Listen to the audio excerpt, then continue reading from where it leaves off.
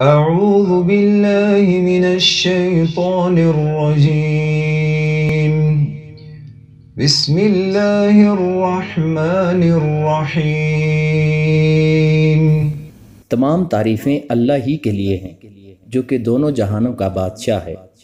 میں گواہی دیتا ہوں کہ اللہ وحدہ لا شریک ہے اور اس کا کوئی ثانی نہیں، اور حضرت محمد مصطفیٰ صلی اللہ علیہ وآلہ وسلم اس کے آخری نبی اور آخری رسول ہیں۔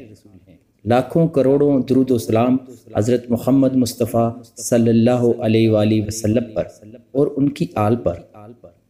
السلام علیکم اسلامک ٹیچر کے پیارے بھائیوں اور پیاری بہنوں، 21 رمضان المبارک یوم شہادت حضرت علی رضی اللہ تعالی عنہ ہے۔ حضرت علی ابن ابی طالب بن عبد المطلب بن ہاشم حضرت محمد مصطفیٰ صلی اللہ علیہ وآلہ وسلم کے چچا زاد بھائی ہیں۔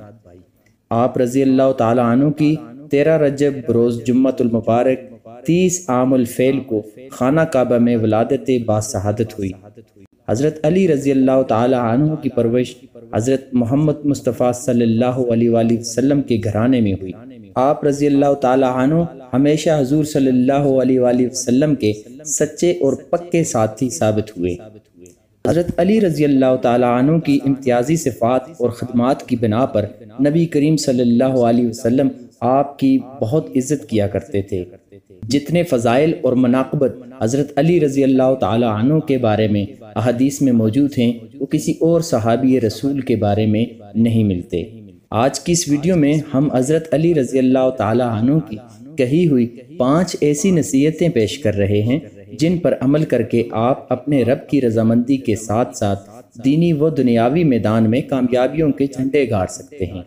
اس سے پہلے صرف ایک ہی گزارش ہے کہ ہمارے اس چینل اسلامک ٹیچر کو سبسکرائب کر لیں اور بیل آئیکن لازمی پریس کر دیں۔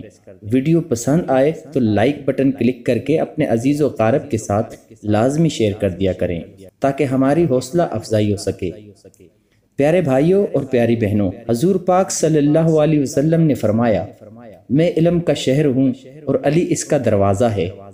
اور خم غدیر کے میدان میں بھی ہزاروں مسلمان حامیوں کے مجمع میں نبی اکرم صلی اللہ علیہ وسلم نے حضرت علی رضی اللہ تعالی عنہ کو اپنے ہاتھوں پر بلند کر کے یہ اعلان فرمایا، من کنت مولا فہذا علی مولا، یعنی جس کا میں مولا ہوں اس کا علی بھی مولا ہے۔ امیر المومنین حضرت علی رضی اللہ تعالی عنہ نے فرمایا، میری 5 باتیں یاد رکھو، انہیں کبھی نہ بھولنا۔ یہ ایسی باتیں ہیں کہ اگر تم اونٹوں پر سوار ہو کر ان کی تلاش کو نکلو تو تم اپنے اونٹوں کو کمزور اور دبلا بنا دو گے، مگر یہ باتیں تمہیں کہیں نہیں ملیں گی۔ ناظرین اکرام، پہلی بات یہ ہے کہ کوئی آدمی اپنے رب کے سوا کسی سے کوئی امید نہ رکھے، یعنی جو کچھ مانگنا ہے اپنے رب ہی سے مانگے اور اس کے علاوہ کسی سے نہ مانگے، اور رب کے علاوہ کسی ہستی سے کچھ نہ ہونے کا یقین رکھے۔ دوسری بات یہ ہے کہ انسان کسی سے بھی نہ ڈرے سوائے اپنے گناہوں کے، کیونکہ انسان کے گناہ اس کو اپنے رب کی ذات سے دور کر دیتے ہیں، اور جب رب دور ہو تب انسان کی کامیابیوں کا حصول ممکن نہیں رہتا۔ تیسری بات یہ ہے کہ کوئی جاہل اور ناواقف اس مسئلہ کے متعلق پوچھنے میں شرم ہرگز نہ محسوس کرے جس کے متعلق وہ جانتا نہ ہو، یعنی دینی و دنیاوی مسائل پر پوچھنے میں شرم محسوس نہ کرے۔ ایسا نہ ہو کہ وہ شرم کے مارے ایسے مسائل نہ پوچھ سکے جو کہ اس کے لیے عذاب الہی بن جائیں۔ چوتھی بات یہ ہے کہ جب کوئی کسی عالم سے ایسی بات معلوم کرے جو اسے معلوم نہ ہو تو یہ کہنے میں شرم نہ کرے کہ اس بات کو اللہ تعالیٰ زیادہ جانتا ہے، میں نہیں جانتا۔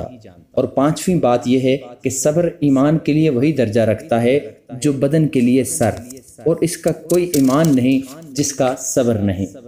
امام ابو حنیفہ رحمۃ اللہ کے زمانے میں کسی شخص نے نبوت کا دعویٰ کر دیا۔ آپ رضی اللہ تعالی عنہ کو پتہ چلا تو اعلان فرما دیا، اس شخص سے نبوت کی دلیل طلب کرنے والا بھی کافر ہو جائے گا، اس لیے کہ آپ صلی اللہ علیہ وآلہ وسلم فرما چکے ہیں، لا نبی بعدی، یعنی میرے بعد کوئی نبی نہیں آئے گا۔ پیارے بھائیوں اور پیاری بہنوں، ہمیں اقوال علی رضی اللہ تعالی عنہ پر عمل کر کے اپنے نبی کے ساتھ محبت کا ثبوت دینا چاہیے۔